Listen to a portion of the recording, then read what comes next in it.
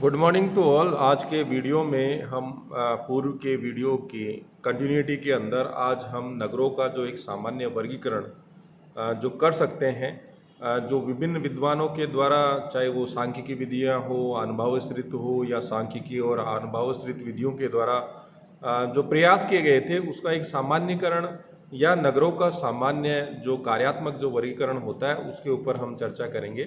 और ये जो कार्यात्मक जो वर्गीकरण है वो उन नगरों के अंदर जो भी स्पेसिफिक जो कार्य वहाँ पर किए जाते हैं, जिनके कारण उसकी पहचान होती है, उनके ऊपर ही आधारित होती हैं। चाहे वो सांस्कृतिक नगर हो, चाहे वो परिवहन नगर हो, चाहे वो औद्योगिक नगर हो या उत्पादन केंद्र हो या कोई सैनिक इम्पोर्टेंस वाला नगर हो, तो उन सब चीज़ों को आज हम इस सामान्य वर्गीकरण के अंदर समावेशित करते हुए आगे बढ़ेंगे।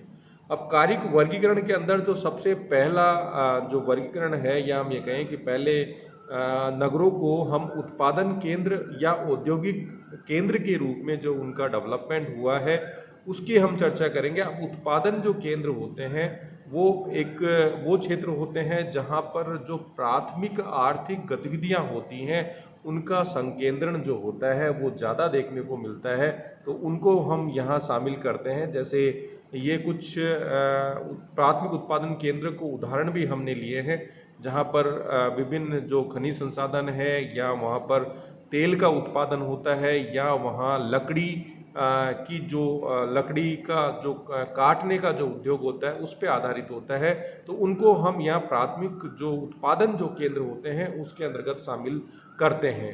अगर हम खनन जो सेंटर्स हैं उसकी बात करें तो भारत के संदर्भ में हम देखें तो उसमें हम झरिया को ले सकते हैं, बोकारो, रानीगंज, बहुत सारे ऐसे केंद्र हैं जहाँ पर हम जो मिनरल्स हैं उनको वहाँ निकाल रहे हैं, उनका माइनिंग का जो काम कर रहे हैं, खेतड़ी हो, कोडरमा हो।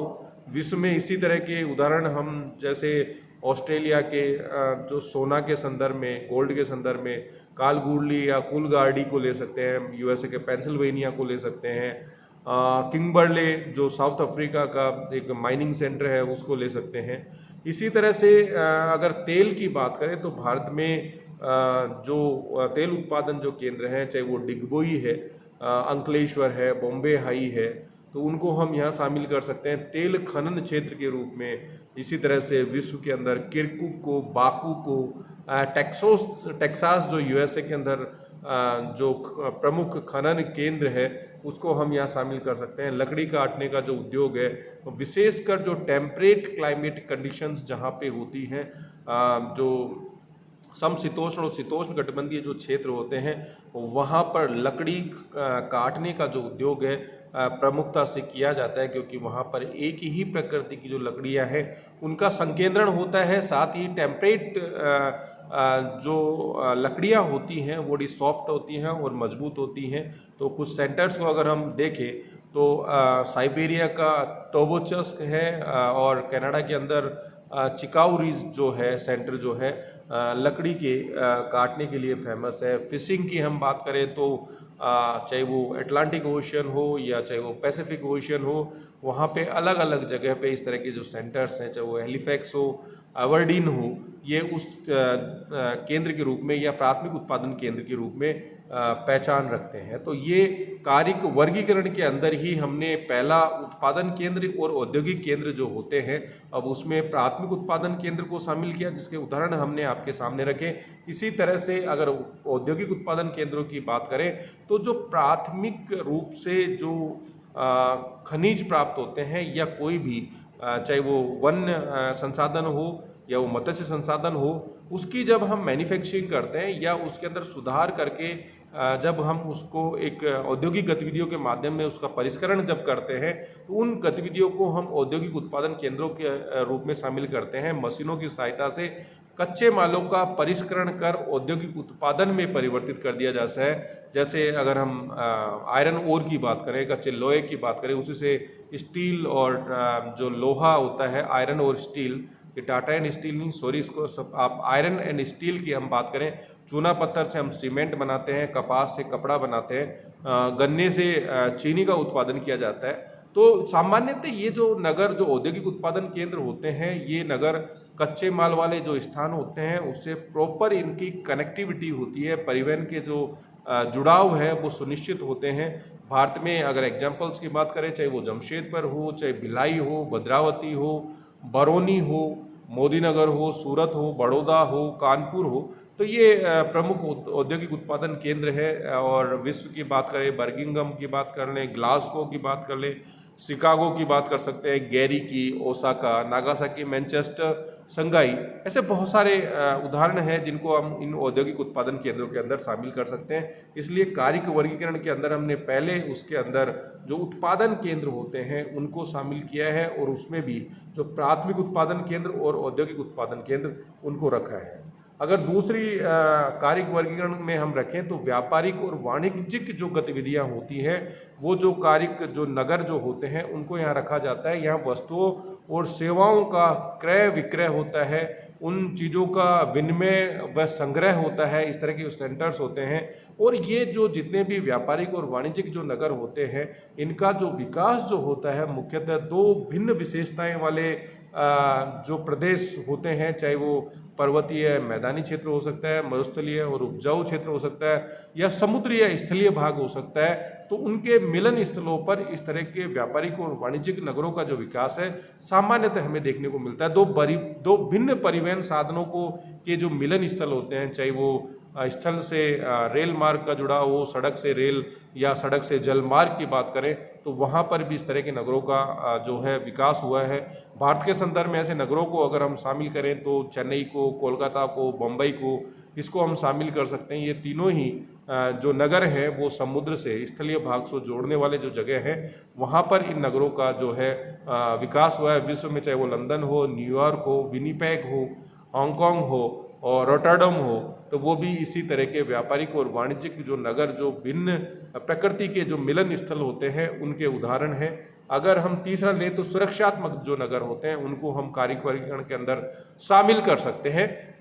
इन नगरों का जो विकास होता है वो सुरक्षा के दृष्टिकोण से होता है। अगर हम भारत की बात करें तो मध्य युग के अंदर जितने भी दुर्ग किले जिनका निर्माण हुआ है वो इसी श्रेणी में आते हैं, चाहे वो चित्तौड़गढ़ का किला हो, चाहे वो जोधपुर का हो या बीजापुर का हो, ग्वालियर जो हो, ये मध्य जो युग के अंदर जो सुरक्षात्मक दृष्टिकोण से ज्योग्राफिकल इस तरह की स्थितियाँ पहाड़ों पे जो बनाए गए। इसी तरह अगर आज भी कई नगरों का जो विकास है वो सैन्य सुरक्षा केंद्रों के रूप में किया गया है, वहाँ बड़े जो सैनिक छावनियों के रूप में उसको विकसित किया गया है।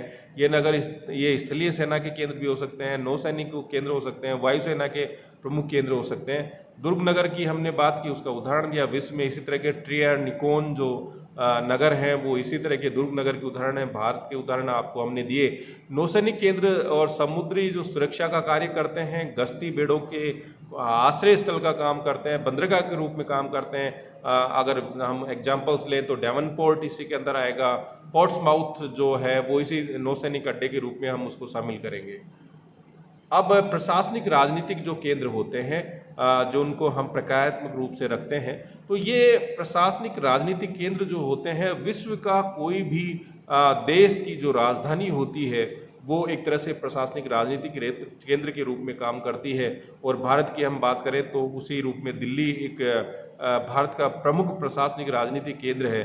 और उसके अलावा जो राज्य होते हैं उन राज्यों की राजधानी या जो जिला होता है उसका डिस्ट्रिक्ट जो हेडक्वार्टर होता है वो भी एक तरह से प्रशासनिक राजनीतिक केंद्र होता है। और इन केंद्रों पे न्यायपालिका, व्यवस्थापिका, कार्यपालिका का संकेंद्रण देखने को मिलता है। यहाँ विभिन्न जो प्रशासनिक जो इकाइयाँ होती हैं, राजनीतिक इकाइयाँ होती हैं, उनका जो हेड ऑफिस जो होता है वो इन्हीं प्रशासनिक राजनीतिक जो केंद्र होते हैं वहाँ हमें देखने को मिलता है। ये परिवहन के साधनों के दृष्टिकोण से, मतलब आधारभूत संरचना के विकास के दृष्टिकोण से जो प्रशासनिक राजनीतिक केंद्र जो होते हैं किसी भी देश में प्रमुख स्थिति रखते हैं। राजनीतिकों, प्रशासकों के आवास यहाँ मिलेंगे।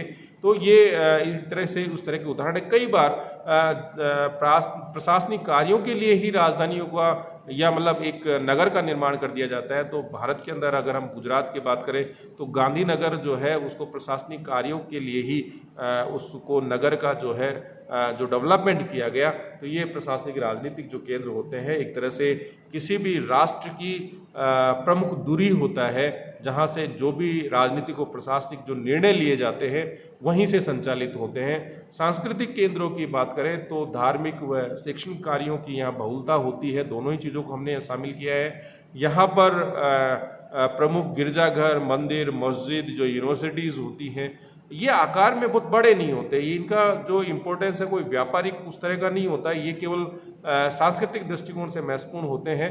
ये तीर्थ स्थल के रूप में होते हैं। यहाँ जो भी लोग रहते हैं उनकी जो एक तरह से उनका जो काम जो चलता है, जो उनका प्रमुख जो रोजगार होता है, वो बेसिकली जो टूरिस्ट होते हैं, जो पर्यटक होते हैं, जो यात्री जो आते हैं, उनके ऊपर ही निर्भर करता है। भारत में चाहे वो हरिद्वार हो, चाहे वाराणसी हो, उज्जैन को ले ले, राजस्थान में अजमेर को ले ले, उड़ीसा में पुरी को ले ले, विश्व में मक्का, मदीना, जेरूसलम जो हैं ये प्रमुख सांस्कृतिक धार्मिक केंद्र है। शिक्षा की बात करें तो भारत में इलाहाबाद, पिलानी, रुड़की, खड़गपुर, अलीगढ़, विश्व में ऑक्सफोर्ड को ले लीजिए, कैम्ब्रिज को ले लीजिए, हार्वर्ड को ले लीजिए, तो ये प्रमुख एजुकेशनल जो सेंटर्स और जो प्रमुख धार्मिक सांस्कृतिक जो केंद्र होते हैं, और एक उनका जो नगरों का जो निर्माण होता है ये इन्हीं धार्मिक और जो सांस्कृतिक गतिविधियां या शैक्षणिक गतिविधियों के ऊपर निर्भर करता है। तो ये इनकी स्पेसिफिक जो क्वालिटी होती है, इसीलिए इसको हम सांस्कृतिक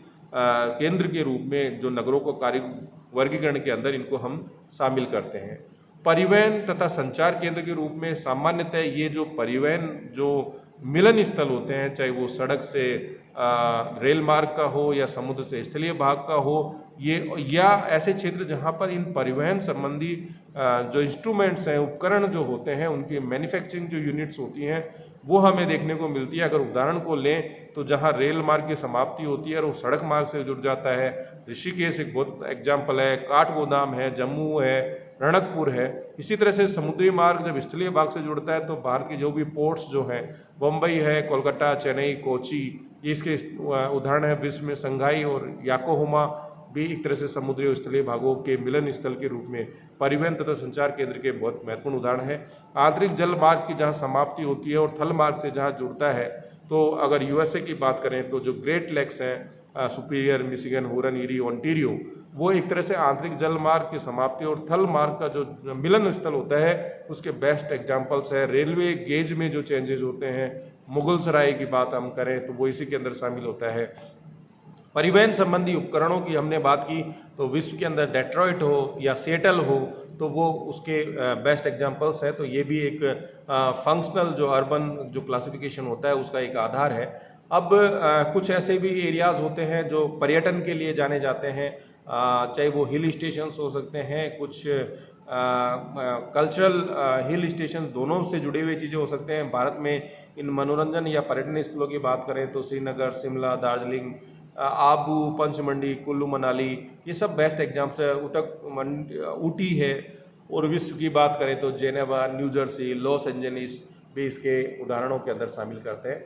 अब कुछ विश्व के जो विभिन्न जो नगर होते हैं, यानी जिनके अंदर बहुकार्यात्मक जो प्रवृत्ति हमें देखने को मिलती है, वहाँ कोई पर्टिकुलर जो विशिष्टीकरण जो है प्रक्रियात्मक आधार पर हमें देखने को नहीं मिलता। उसमें कई नगरों के जो मिले जुले जो कार्य होते हैं वहाँ पर संपादित होते हैं, और यहाँ ये आइडेंटिफाई करना बड़ा मुश्किल होता है कि उस नगर का प्रमुख कार्य क्या है। और तृतीय विश्व की बात करें या विकासशील देशों की हम बात करें तो वहाँ पर इस तरह के जो नगर होते हैं जो बहुकार्यात्मक प्रकृति के होते हैं, उनकी बहुतायत होती है। इसीलिए हमने कहा था कि जो सांख्यिकी जो विधियाँ होती हैं वो इन तृतीय विश्व या विकासशील देशों के अंदर उतनी उपयोगी नहीं होती, क्योंकि यहाँ के जो भी नगर होते हैं उनकी जो प्रकृति होती है वो स्पेसिफिक कार्यों के लिए नहीं होती। वहाँ मल्टी फंक्शनल जो है या बहुकार्यात्मक जो उनकी प्रवृत्ति होती है। चाहे भारत में हम देख लें तो मेरठ, सहारनपुर, इनको किसी